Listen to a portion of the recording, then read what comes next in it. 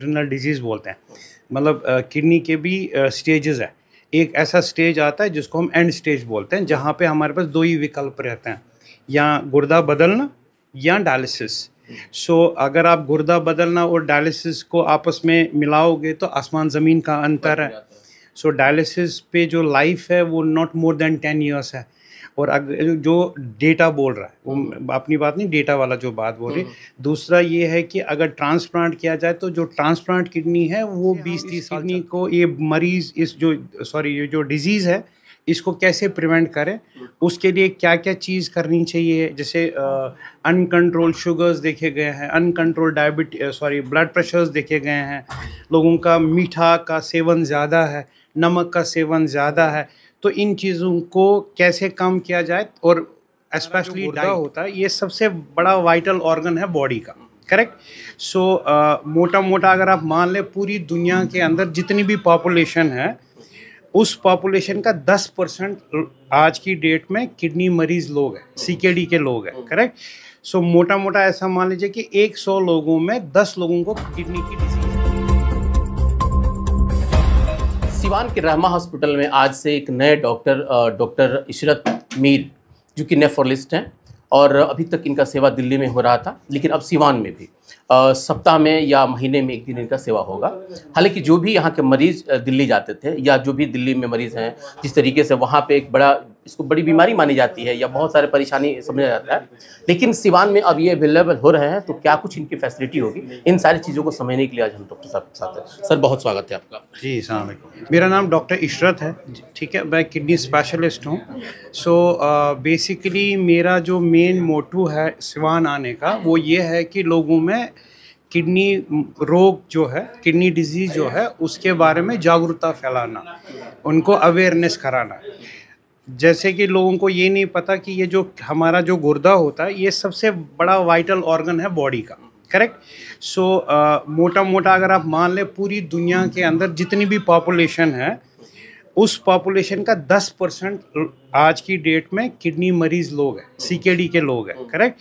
सो मोटा-मोटा ऐसा मान लीजिए कि 100 लोगों में 10 लोगों को किडनी की डिजीज़ है, जो कि बहुत ज़्यादा वो है अंक है, ठीक है।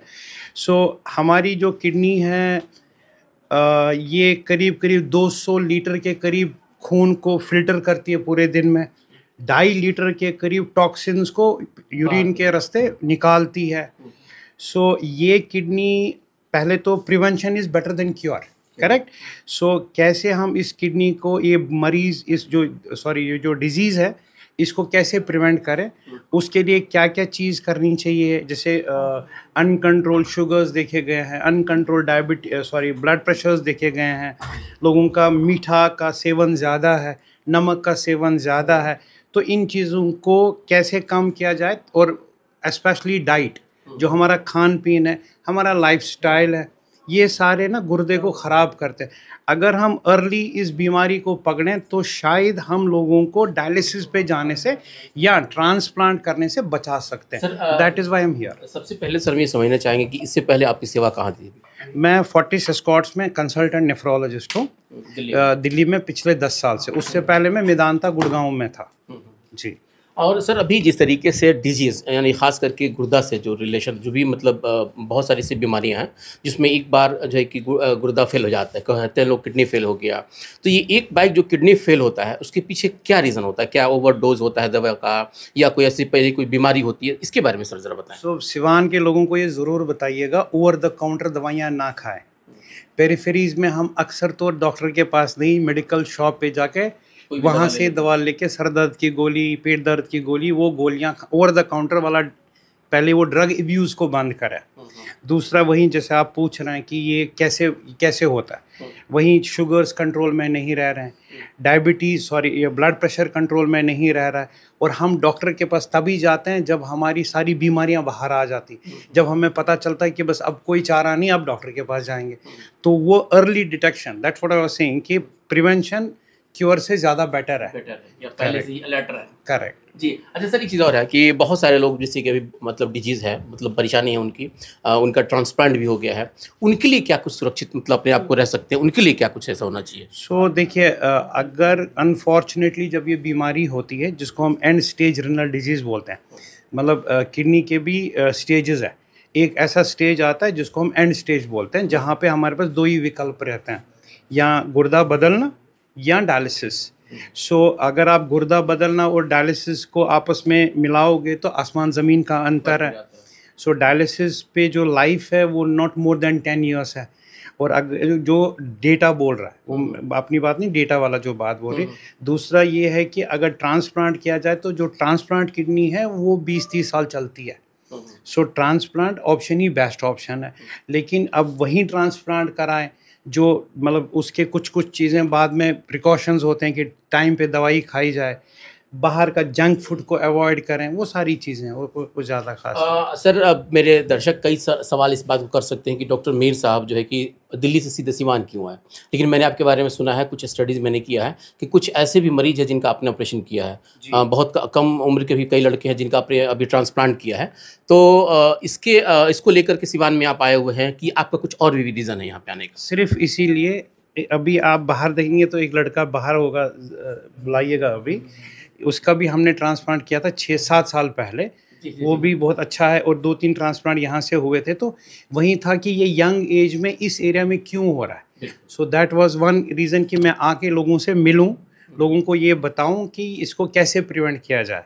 कि जैसे हम अर्ली डिटेक्शन, जैसे डॉक्टर साहब बता रहे हैं कि यहाँ पे इन्होंने इतने सारे पेशेंट देखे, जैसे शुगर को ख़त्म करना चाह रहे हैं, ब्लड प्रेशर को ठीक रखना चाह रहे हैं, ये चीज़ें अगर ग्रॉस रूट पे होती है तो शायद किडनी डिजीज़ हो ही ना, उसका नौबत ही नहीं है। नौबत ही ना है। आपका सर यहाँ मतलब कब कब अपना सेवा देंगे? क्या महीने में बैठेंगे या वीकली बैठेंगे, या अगर ऑपरेशन वगैरह का सिस्टम आ जाए तो क्या कुछ करेंगे? अभी तो ये है कि जी हर महीने में every third Saturday, every third Saturday. Today is the first Saturday, और इंशाल्लाह आगे भी प्लान है कि हर थर्ड सैटरडे को आया करेंगे यहाँ पे। अगर ऑपरेशन वगैरह की नौबत आएगी तो फिर यहाँ वो सेटअप है या फिर इसके लिए दिल्ली जाना उसके लिए तो दिल्ली आना पड़ेगा, वो दिल्ली आना पड़ेगा। लेकिन वो जो बैकअप उन पेशेंट्स को कि पोस्ट ट्रांसप्लांट उनको दिल्ली डॉक्टर के पास ना आना पड़े, इतना खर्चा ना करना पड़े, होटल में ना रुकना पड़े, उसलिए उनके डॉक्टर की सुविधा यहीं पे रखा करें। यानी कि अर्लियर यहाँ हो जाएगा फिर बाद में। हाँ हाँ हाँ। सिवान के दर्शकों को सर क्या कहना चाहेंगे आप, जो लोग भी आपके इस मतलब इंटरव्यू को देख रहे हैं?